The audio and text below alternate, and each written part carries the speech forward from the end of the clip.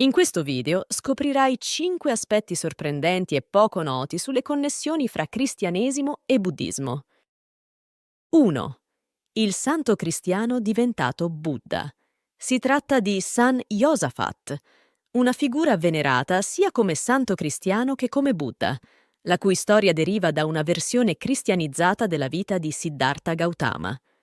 Attribuita a San Eutimio Latonita intorno all'VIII secolo, fu tradotta in greco, latino e molte altre lingue europee, diventando una delle leggende più popolari del Medioevo cristiano. Nella versione cristiana, Josaphat è un principe indiano. Suo padre, il re Abenner, cerca di proteggerlo da ogni forma di sofferenza e dalla conoscenza del cristianesimo. Tuttavia, Josaphat incontra l'eremita cristiano Barlam, che lo converte a Gesù Cristo. Dopo varie prove e tribolazioni, Josaphat riesce a convertire anche suo padre e infine rinuncia al trono per vivere come eremita. Barlam e Josaphat furono venerati come santi in diverse chiese cristiane. Furono inclusi nel martirologio romano della Chiesa Cattolica, con festa il 27 novembre, e sono ancora venerati in alcune chiese orientali.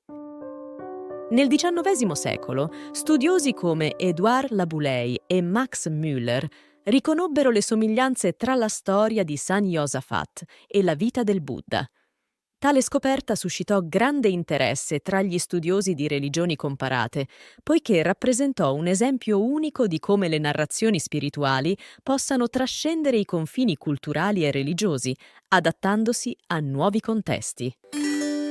2. Gesù in Tibet. Esiste una controversa teoria secondo cui Gesù avrebbe trascorso i suoi anni perduti, quelli non documentati nei Vangeli, in India e Tibet, studiando il buddismo. Sebbene questa idea sia respinta dalla maggior parte degli studiosi, ha ispirato numerose speculazioni e persino alcuni testi, come La vita sconosciuta di Gesù di Nicholas Notovich. Ti lascio il link in descrizione. Ecco alcune argomentazioni a favore di questa teoria. I Vangeli non raccontano la vita di Gesù tra i 12 e i 30 anni di età, lasciando spazio a diverse speculazioni. Inoltre, le somiglianze tra gli insegnamenti di Gesù e quelli del buddismo sono troppo numerose per essere casuali. D'altro canto, ci sono anche diverse critiche. Non esistono prove archeologiche o documenti storici attendibili che dimostrino che Gesù sia mai stato in Tibet e non c'è alcuna prova credibile che Gesù abbia mai lasciato la Palestina. I suoi insegnamenti, infatti, sono profondamente radicati nella tradizione ebraica del suo tempo. Le similitudini tra gli insegnamenti di Gesù e quelli orientali potrebbero derivare da contatti culturali lungo le rotte commerciali, senza necessariamente implicare viaggi compiuti da Gesù. Il biblista Marcus Borg scrive: «Tali somiglianze possono essere spiegate anche attraverso la saggezza perenne che emerge in diverse culture, senza necessariamente implicare un contatto diretto». 3. Il Dalai Lama e la Trinità cristiana. In un sorprendente dialogo interreligioso, il Dalai Lama ha espresso interesse per il concetto cristiano della Trinità, vedendovi possibili paralleli con la concezione buddista dei 3 corpi del Buddha, Trikaya.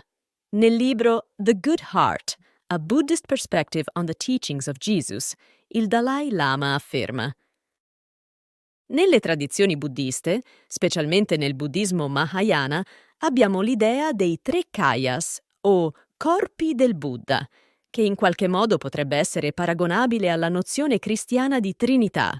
Per esempio, il Nirmanakaya, ovvero la manifestazione fisica del Buddha, ha alcune somiglianze con l'idea dell'incarnazione di Cristo. L'interesse del Dalai Lama per la Trinità cristiana evidenzia l'importanza del dialogo interreligioso e della comprensione reciproca. Questo approccio aperto alle altre tradizioni religiose ha caratterizzato il suo impegno per la pace e l'armonia tra le diverse fedi. 4. Meditazione cristiana e mindfulness buddista. Negli ultimi decenni c'è stato un crescente interesse per l'integrazione di pratiche meditative buddiste nella spiritualità cristiana. Figure come il monaco benedettino John Main hanno reintrodotto antiche forme di meditazione cristiana, trovando sorprendenti somiglianze con pratiche di meditazione buddiste. Altro esempio. Gli esercizi spirituali di Sant'Ignazio di Loyola vengono talvolta integrati con pratiche di mindfulness, come l'esame di coscienza con consapevolezza e la meditazione immaginativa su scene evangeliche, utilizzando tecniche di visualizzazione simili a quelle buddiste.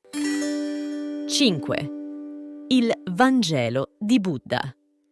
Nel 1894 Paul Carus pubblicò Il Vangelo di Buddha, un testo che presentava gli insegnamenti buddisti in una forma simile ai Vangeli cristiani. Ti lascio il link in descrizione.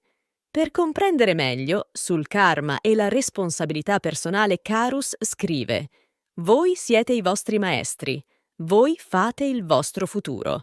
Imparate che l'uomo raccoglie ciò che semina». Un'affermazione che richiama il concetto cristiano di libero arbitrio e responsabilità personale. Quest'opera, che ebbe un'influenza significativa sulla diffusione del buddismo in Occidente, evidenzia come le due tradizioni possano essere presentate in modi sorprendentemente simili, nonostante le loro differenze fondamentali.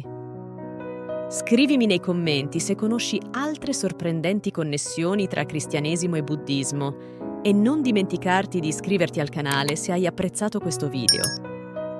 Namaste e che Dio ti benedica.